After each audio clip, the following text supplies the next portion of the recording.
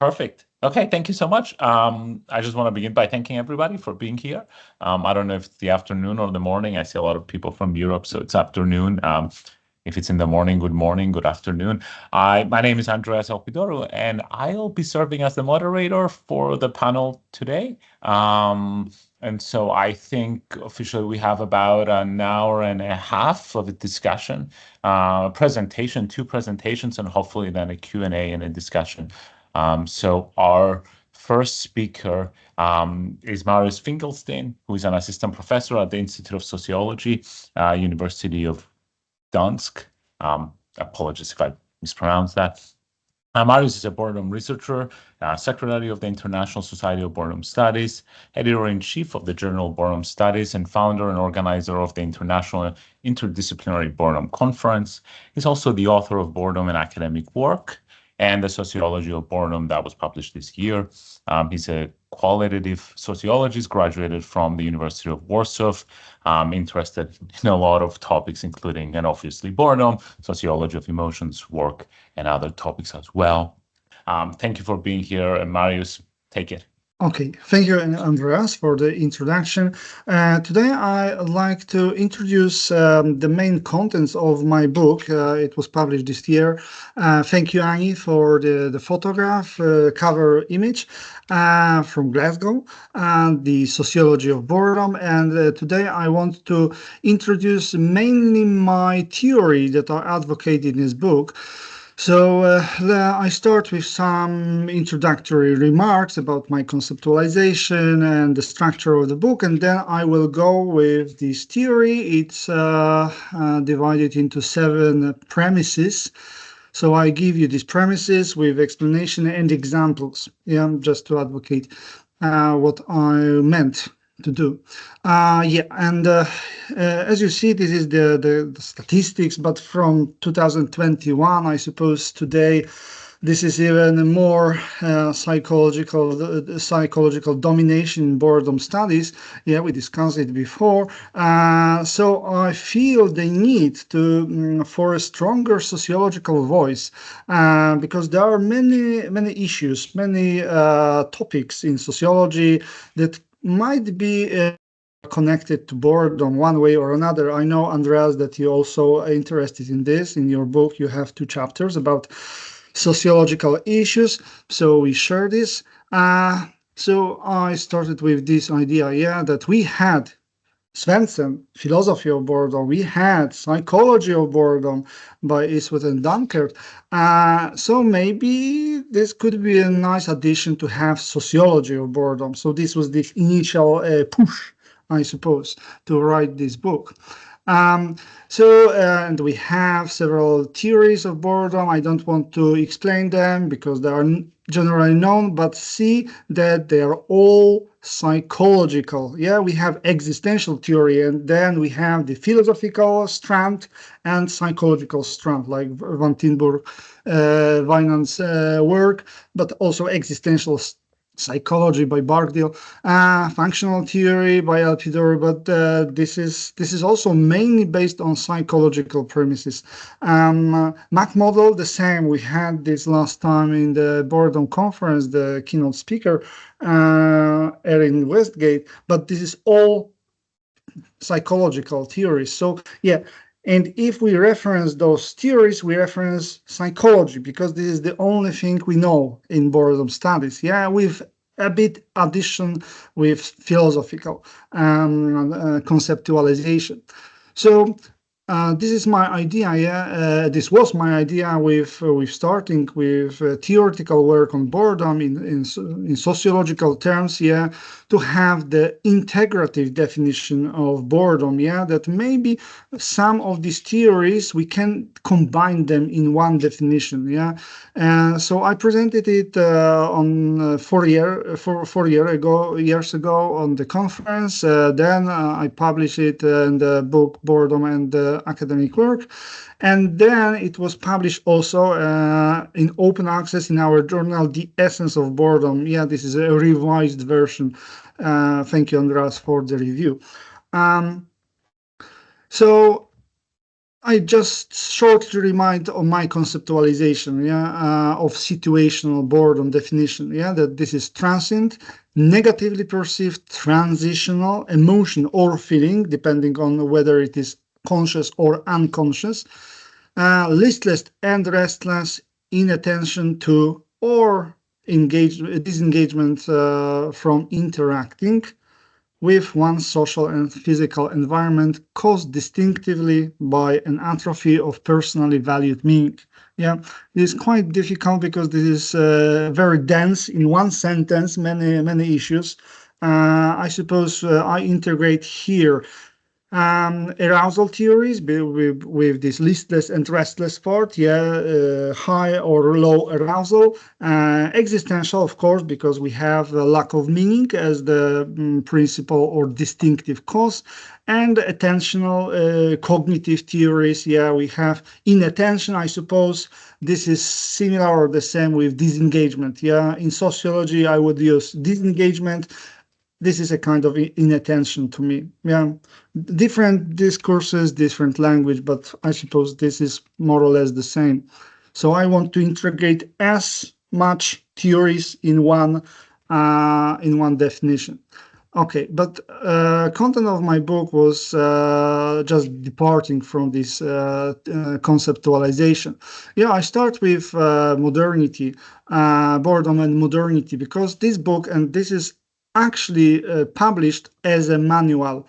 So if you will have maybe in the future, or we see in the library, the physical version of this book, this is published like a manual. This is big. This is a lot of space for noting, writing something on the margins, and in in the character, at some points I develop my own ideas or I contribute something new, but in some parts I just recollect what was already researched, theorized, and so on, so on. So some parts are just and this is one of the examples, boredom and modernity. We had a lot of publications on this, starting with Elizabeth Gutschlein book. So I just recollect some of these issues, for usage, for didactics, maybe even. But I have this one question: does boredom has a history? And then I structure what we already know, and this is this distinction between essentialism and constructivism. This is by Peter Tuchy in his book Boredom: A Lively History. And I suppose that with essentialism, we have hard essentialism, like in evolutionary studies, biology, that boredom has the evolutionary meaning. It is a part of our heritage, biology, and so on, so on. And soft as essentialism, so this is eternal. This is a part of human nature. But actually, what they see, they give us examples from historical sources like ancient Greece, ancient Rome, maybe Mesopotamian times with Gilgamesh, or I don't know. Something like this. So actually, this is a kind of historicism, because this is okay. This is a part of human nature, but actually, we have evidences just for human history, written evidences of this. And constructivism, there's also hard way that there was no boredom before modernity. I suppose to some extent Elizabeth Gutschlein is a good example here. And soft constructivism, this is Lars Svensson in the book about the philosophy of boredom, at least. Maybe you have changed your mind until then. But in the book, you present that, okay, this is very modern, this is democratized in modernity, but before we had maybe something like existential boredom as well, but only in some aristocratic milieus, something like this. So this is what I figure out here, just to make a structure out of this. Okay. And the second idea in the first chapter, at least, is connecting boredom with Durkheim's types of suicides and anomie, the concept of anomie. And this is the same idea for me here, yeah, that the personal direct causes or symptoms of boredom, yeah, translating from suicide to boredom, yeah, there are societal ones, yeah. So this is not only psychology, yeah, this is only a symptom, yeah. There is something deeper, yeah, in our social structure, social norms, socialization issues, and so on, so on. Yeah, so this is also only the symptom of disruption in the relation between ourselves, individual, and the group. Yeah. And Durkheim famously said that suicide is the function of integration, yeah, how strongly we are attached to the society, or regulation, how strong is external constraint on or our behavior. So in general, if the integration is too low, this is egoistic suicide. So you are not connected to anybody, so nobody prevent you from doing this, yeah, because you are not needed directly, because you are alienated. Yeah, if the integration is very high, yeah, this is altruistic suicide. So you are so much connected to the group that you cannot imagine living without the group. So if the group is forcing you into death, like martyrs, like suicide bombers, like warriors sometimes, yeah, they feel that they are obliged to die on the battlefield, these kind of things. And regulation, this is low, this is anomic suicide, yeah. You have no constraints in your desires, yeah. You can desire everything, and you cannot reach your goals, yeah, because there's no limit. Society doesn't give you a limit to your dreams, to your aspirations, yeah, so you're frustrated all the time. And fatalistic, it's like in slaves, yeah, this is high regulation, you cannot do anything, you lack agency. And I suppose we could translate it to some extent, at least, to boredom types. Yeah, so if we have low integration, we have egoistic boredom. Yeah, this is religious boredom, job boredom, maybe to some extent leisure boredom as well. Anomic boredom, yeah, no constraints to ambitions, over choice, surplus of agency. Yeah, so consumer boredom, it can be this kind of revolutionary boredom. Yeah, in general, agentic boredom. This is some concept of agentic boredom. I suppose this is here. And fatalistic boredom, this is many examples here, yeah.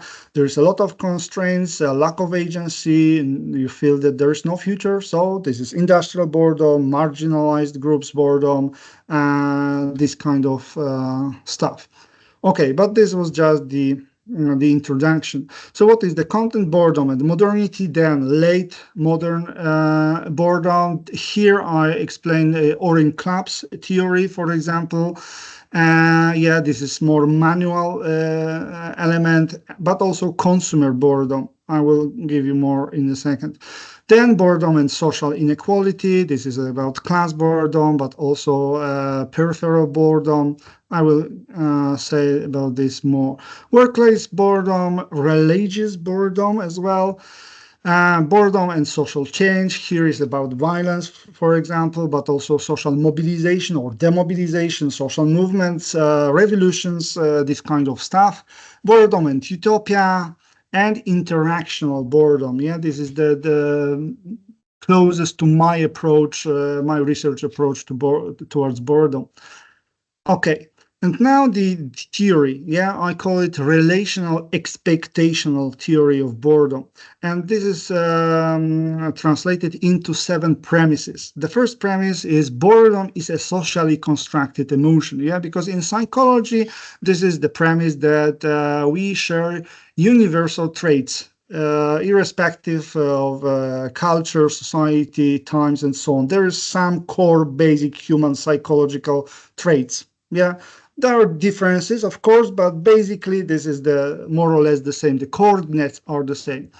And here I treat boredom as a secondary emotion. Yeah, so this is not a part of our biology like fear, for example. Yeah, that this is maybe more or less universal. Yeah.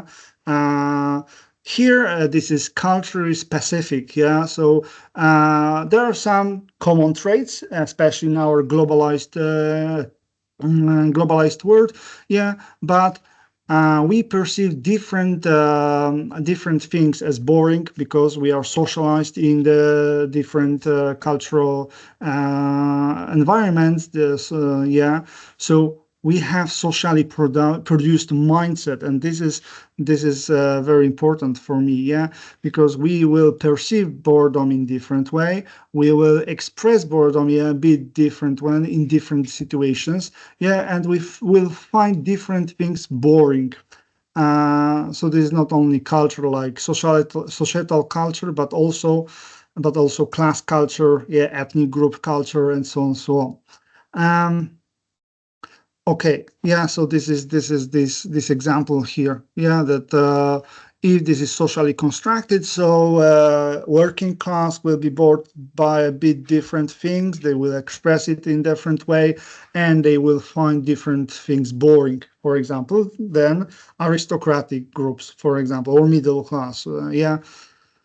Uh, Premise two, boredom is a relational state. So this is a very sociological, micro-sociological concept, yeah, that boredom is a relational state, not a static emotion. So we manufacture boredom between ourselves during interactions.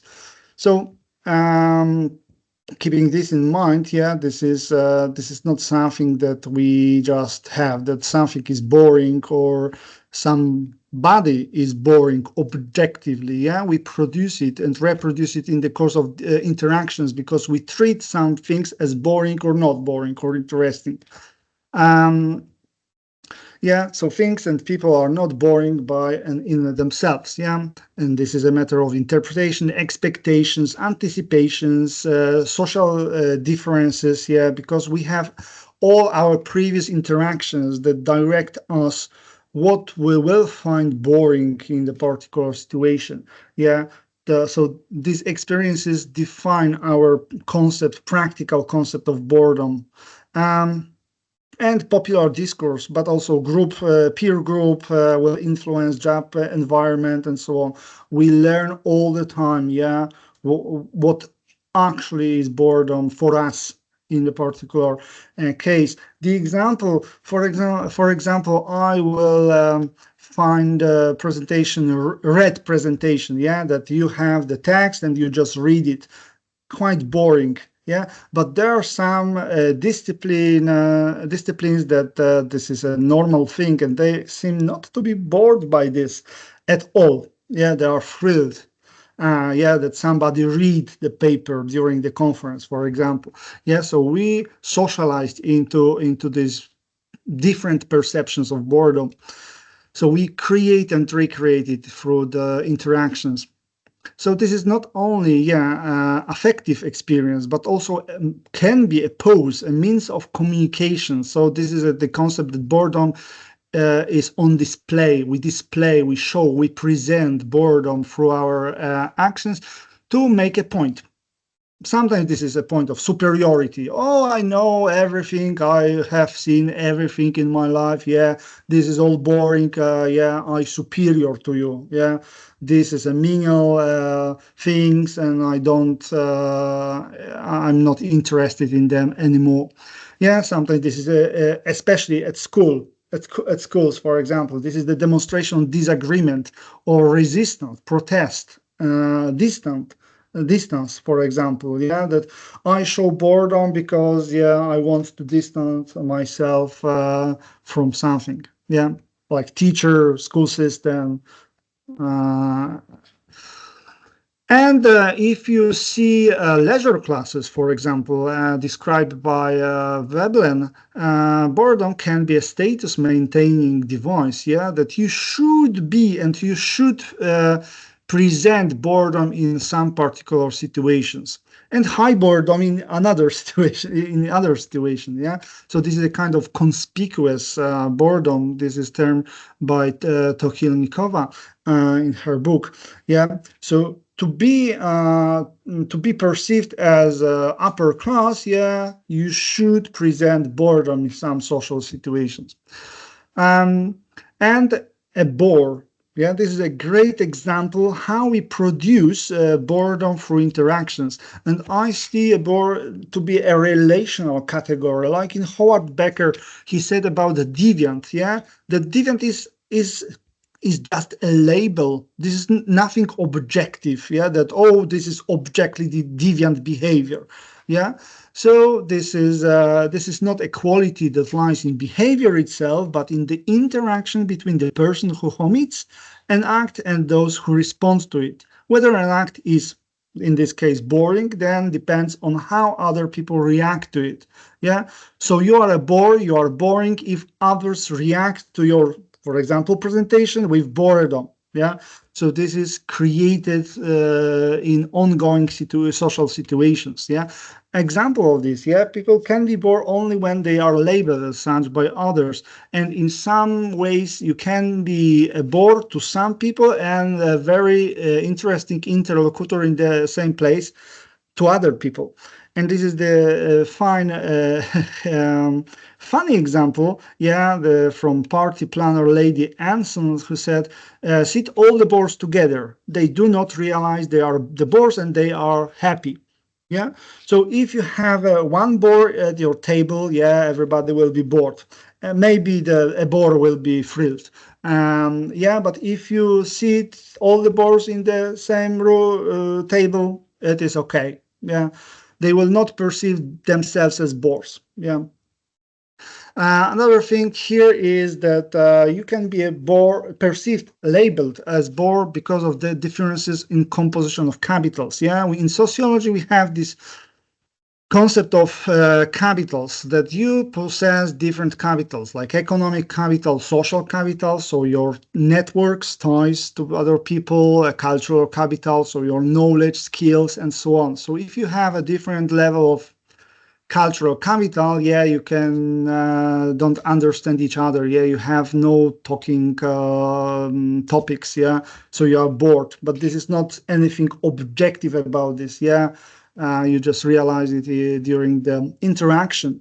And another thing, it can be a sign of social distinction. Yeah, that you use this very or obsolete, sophisticated language, yeah, just to distinct yourself from other people, yeah, not engage in this kind of endeavors, yeah, like not being a scientist, not being in this secret society, something like this, yeah, and it could be boring, yeah, because you use a code. It could be highly boring for others. Yeah, this is common for in scientific conferences. Yeah, that somebody use this jargon all the time, and this is quite boring because you cannot follow it because this is out of your discipline or something like this. Yeah. So we create and recreate it all the time through interactions. And we have another issue, boredom and power, for example, yeah, that we have interactions between social roles, institutional actors, and for example, boredom is imposed upon subordinates. Yeah, so if you are a boss, yeah, you have this power to enforce boredom in a way. Yeah, that if you have power in the interaction, yeah, you can manage others people boredom. For example, yeah, this is you can as a boss give somebody a dirty work. Yeah, nobody wants to do this. This is kindly boring, repetitive. Yeah, okay, but somebody must have to do this. Yeah. So you manage boredom of others. Teacher, student, yeah, with academic boredom, teacher has a power in this situation and force students into boredom sometimes. Officer and private at army, like in total institutions. Yeah, we said about this during this conference a lot. Yeah, that some those in power, yeah, have this all power over boredom, yeah, as well, distributing boredom. Parent and child, yeah, with detention, for example, yeah, all children are bored when it's raining, yeah, but also when they are in detention, yeah, they cannot leave the house and cannot play computer games or something like this, because this is a parent who said it. Medical personnel and patients, yeah, this is your case, Josefa, I suppose. So this is interactional. And bore out syndrome, yeah, the first issue with bore out is being understretched. But this is not always that you are understretched because of your own will. Yeah, you're understretched because your employer doesn't care. Or maybe you know the case of boredom rooms. Yeah, in Japan there are some companies that if they want to fire you, yeah, and they don't want to pay you what according to law they should pay you after firing you, yeah, they transfer you to this boredom room when you have no work at all, or you have very repetitive work and you are alone, and they hope that you will leave the company by your own will, yeah, and then they will not have to pay you anything. Okay, and then we have coping with boredom. And if you have power over other people, you can deprive them of the ability to effectively fight boredom. Yeah, like in psychotic hospitals, yeah, this is psychotic excitement, the thrill of psychosis, yeah. And if you force people to take medications, yeah, you deprive them of these very experience, yeah, that they hallucinate, they think that they are very important people and something like this, yeah. So we deprive them of something. Forcing psychiatric hospital patients to be idle, for example, this is Goffman's work about mental institutions. Yeah, prison sentences, the same thing. Police chasing homeless people away. Yeah, homeless people are very bored, but sometimes they have these enclaves of some leisure. Let's call it leisure. Yeah, how to deal with boredom? Sometimes through sleep.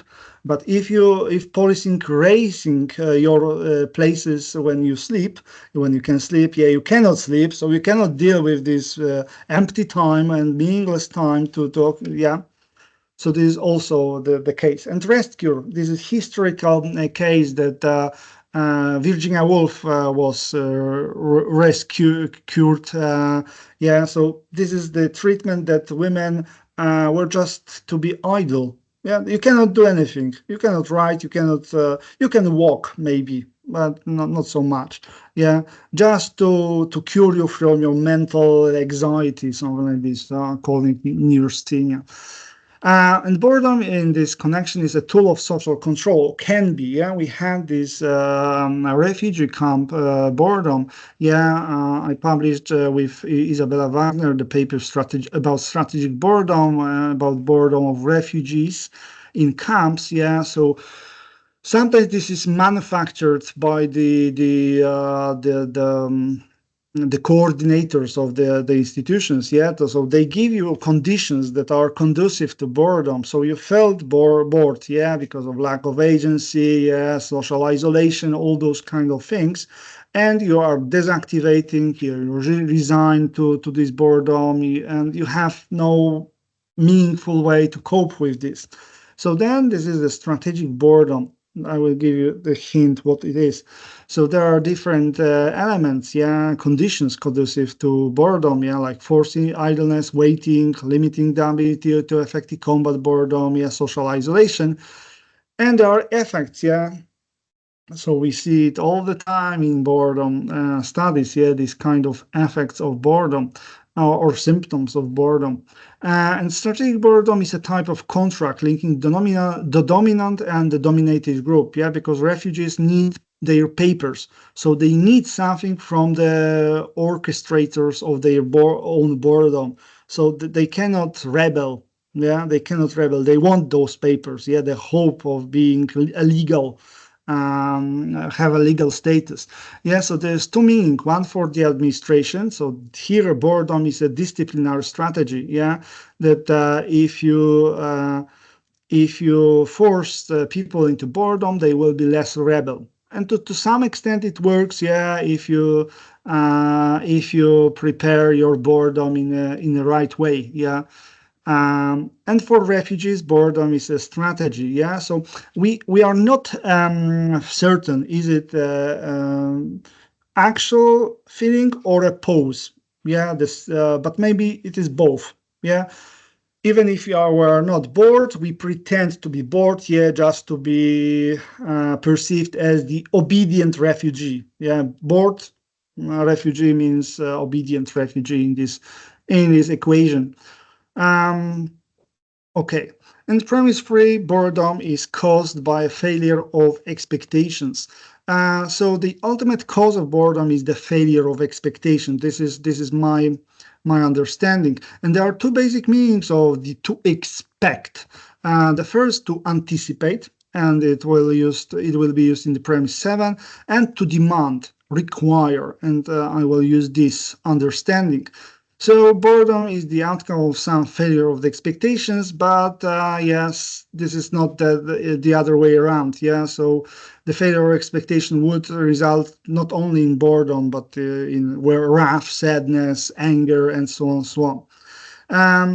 But if we consider possible causes of boredom and analyze them in the context of the failure of expectations, we see that it matched. So boredom is a result of the failure of expectation about the meaningfulness of the situation or activity. So this is, I suppose, prototypical case of failure of expectations leading to boredom. Yeah, that we fail to be to find meaning in some situation. Yeah, if we say idleness and understimulation as a cause, yeah, but if you expect this, it will be a state of relaxation and rest, not associated with boredom. The same with monotony, repetitiveness, and predictability. If you expect them to have them, yeah, to experience them, it can be comforting, actually, yeah, and there are several studies about this effect. Lack of agency, and this is quite a modern way of thinking, yeah, that this is a human right, yeah. In history, agency was not so important, yeah. The obedience to the rule, yeah, being a part of the community, and so on. So we have it in many anthropological sources, for example. Yeah, so if you expect agency and you have no control over your life, this is the cause of boredom. But if you don't expect agency to be a part of your life, yeah, this effect is not existent. Lack of engagement, yeah, only if you expect to be involved. Sometimes you don't want to be involved in something, yeah. Lack of attention, the same. You want to pay attention. So boredom is an emotion we feel when we realize that our conscious or unconscious expectations about a particular activity, interaction, and so on have remained unmet. This is the part of the theory. Yeah, connected to the feeling of opportunity cost. Yeah, you want to do something else, and it could be possibly beneficial for you, but yeah, you waste your cognitive powers over on something else. Yeah, that you don't want.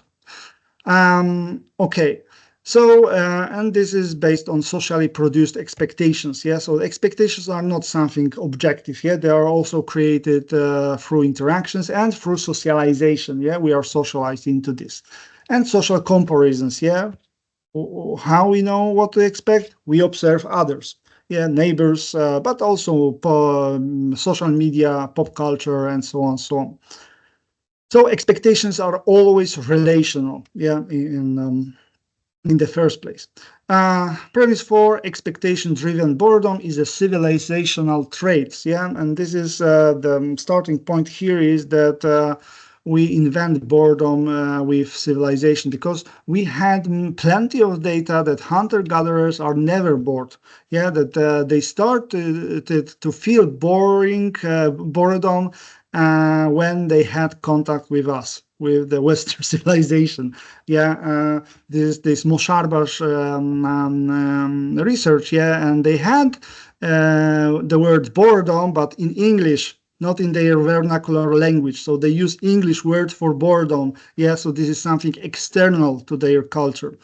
So why they are immune? Because they expect only what they have and never strive for more. This is a Zen road to affluence, yeah, we can say. They are satisfied just.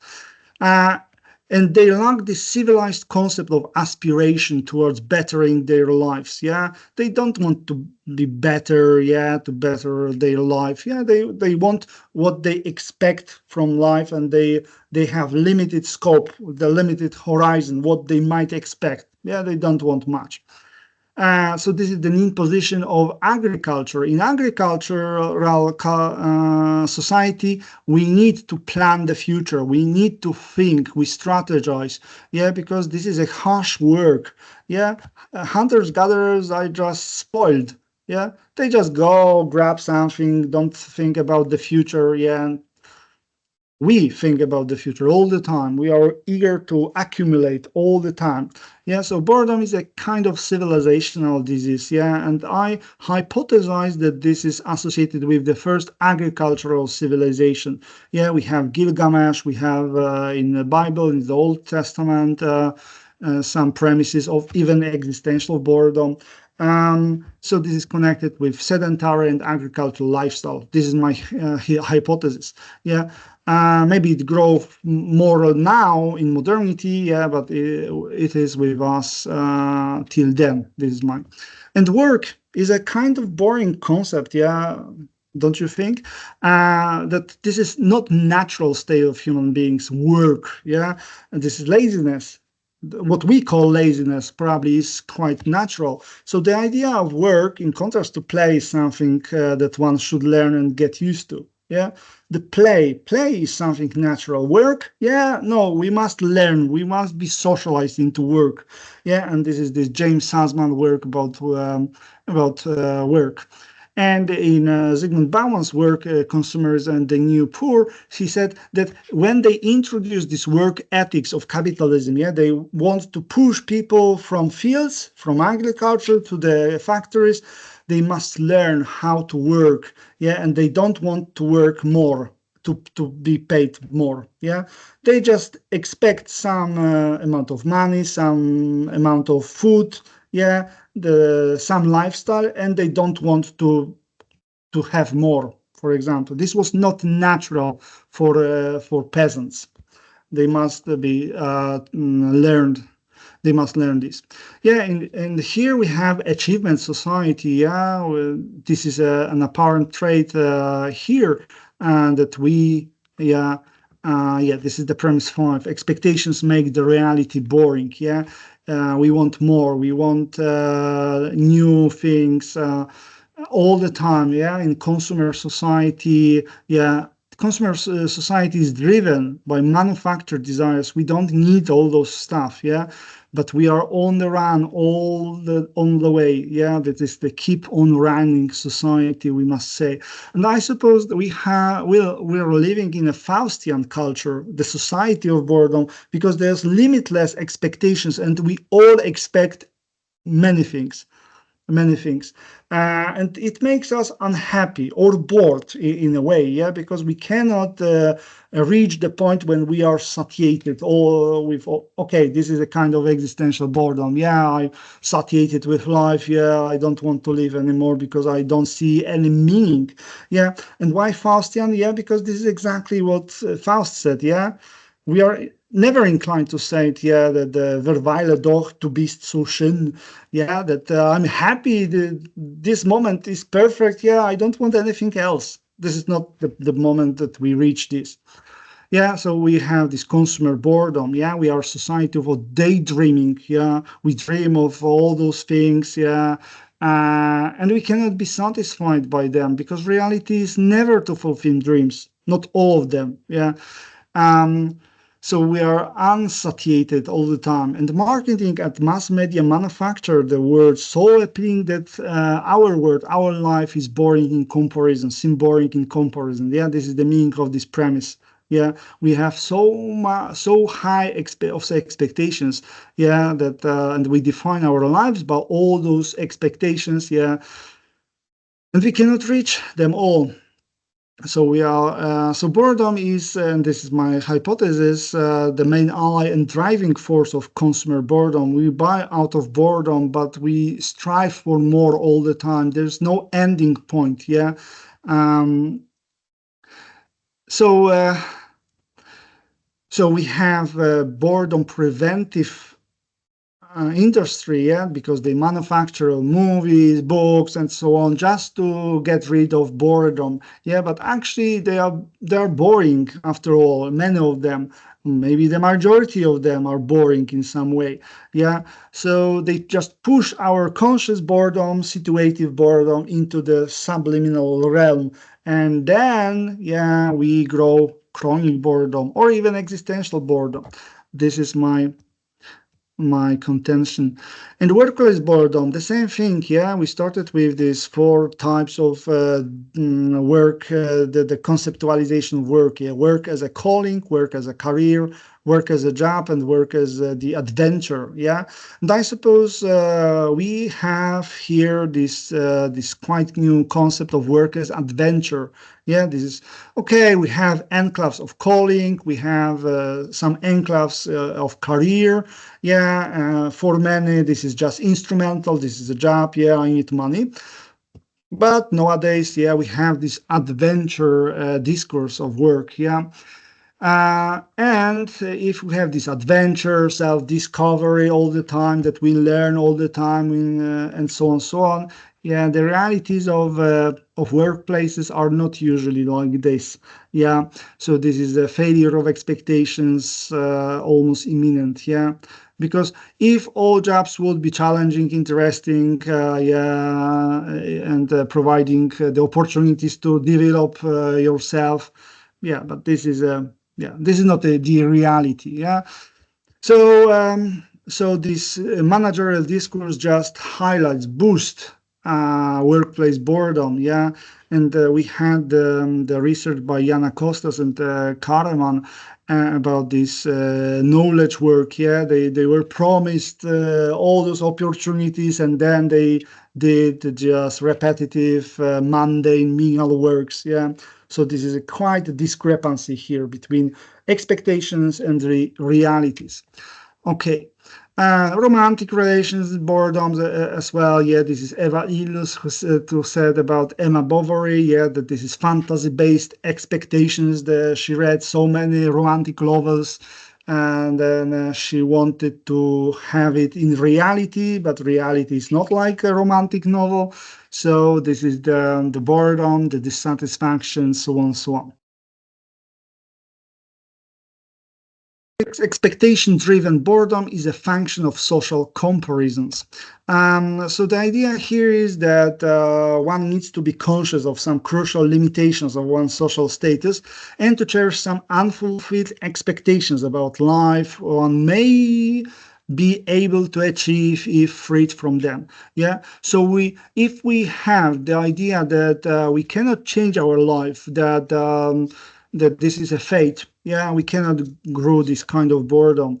We need to expect more, something else. Yeah, expect this agency about our life. And the second point, yeah, that we need to have this idea that we deserve to better our life and achieve a lifestyle we dream of, and so on, so on. Yeah, that we expect, so we deserve, we demand this. Yeah. And we have this situation where we have these aspirations, expectations, but we are excluded, marginalized. Yeah, this is about social inequality. Yeah, but this is not that if you are poor, you don't expect. This is sometimes it was like this, that you fight for your life, you are poor, you fight with hunger. Yeah, this is no point to boredom here. Yeah, but if the situation is bad but stable, and you have all those images from pop culture, advertisements in the city, for example, yeah, other people you see around, yeah, you grow all those expectations. Yeah, so expectation-driven boredom is characteristic of some groups, like women in many societies, unfortunately still, and historical periods, of course, the homeless, the unemployed, refugees as well. This is the kind of thing. And also, if we have marginalization, expectations, and peripheries of a global system, we have peripheral boredom. I call it like this.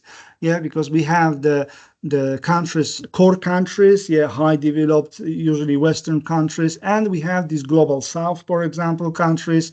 And this is not that they are not connected to us. We are still in globalized economic system, political system, cultural system as well, because they have internet, they have social media, they could see movies, photographs, news from other countries like Western countries. So they expect, they do these comparisons, and they have this vision that, okay, I could aspire to more, I could expect more.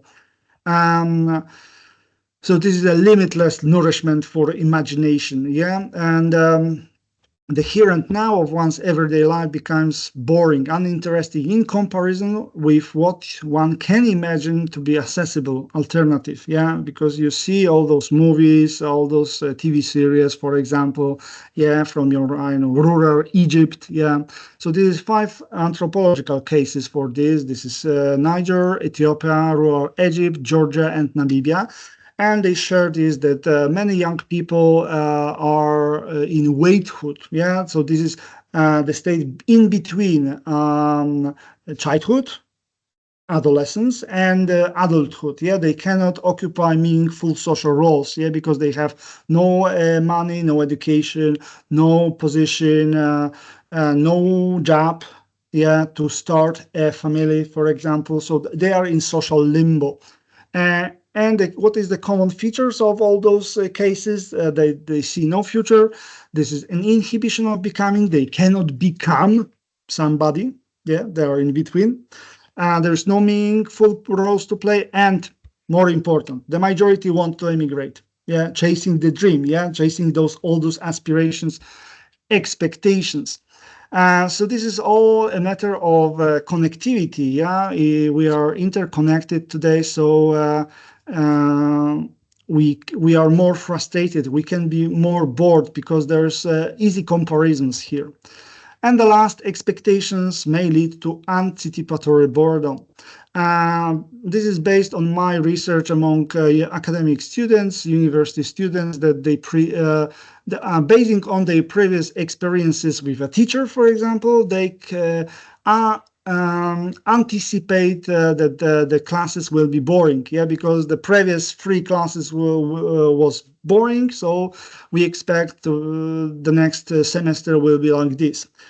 So they have these anticipatory coping strategies. They attend the classes with the very precise plan. What will we be doing, instead of just sitting here and be bored to our deaths. So it is possible to get bored merely by expecting to feel bored. So once again, expectations. And we have 2 studies about this by Tam and Weinand von Tilburg, that the mere anticipation of boredom exacerbates its occurrence in lectures. So if you expect to be bored, your rates of boredom during the event will be higher. And the second is spillover effect, by Van Hove and Van Hoft. And that if you experience boredom one day, this influence your attitude towards work and motivation the next day. So this is influencing your past experiences, influence your anticipation of boredom. So it is it can be self-fulfilling prophecy. Okay. So thank you very much. Sorry for the hurry. It was quite dense, but I hope you grasped the main idea of my proposition. Thank you very much.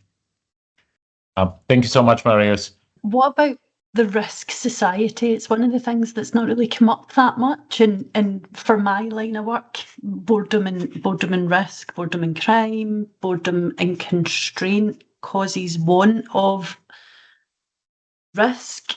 How does it play into it for you? I had the connection between boredom and violence, and especially revolutions, that we come into violence when we have we see no other means to provide with ourselves with meaning by other means, So in the attempt of gaining meaning, like in wars, they go into the First World War, in the hope that this will give meaning to their lives, and it's turned out to be meaningful even more than civilian life. you know what I mean? Yeah, that we always striving. This is my point from Viktor Frankl. Yeah, we search for meaning all the time. Yeah, like Lars, all the time. Yeah, and some people have very radical boredom and radical means of alleviating it. Yeah, by violence, crime, and so on. And it is like thrill killing. Yeah, this was like this quote that probably many crimes are not against the law but against boredom, and I suppose this is a good motto. Yeah, this would be my stance on this.